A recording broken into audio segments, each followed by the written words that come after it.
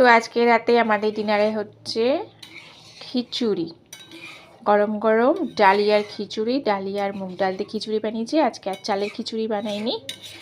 তো চলো, একদম রেডি হয়ে গেছে, খুব সুন্দর একটা গন্ধ বেরোচ্ছে। আর দেখতেই পাচ্ছ এখানে প্রচুর প্রচুর সবজি দিয়েছি, একদম ভর্তি ভর্তি করে। শীতকালে যেহেতু সবজি একদম প্রচুর থাকে, তো একদম আমার খিচুড়ির মধ্যে প্রচুর সবজি এখানে পড়ে গেছে।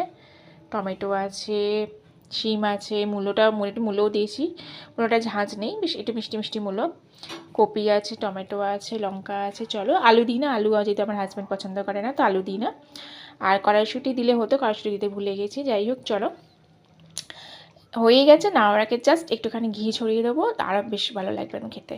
দেখো কিরকম টকপক টকপক করে কি সুন্দর গরম খিচুড়িটা ফুটছে। তো চলো, আমরা এবারে এটাকে অফ করবো, করে একটু ঘি ছড়িয়ে দিয়ে জাস্ট একটুখানি 5 মিনিট ঢাকা দিয়ে রেখে দেবো।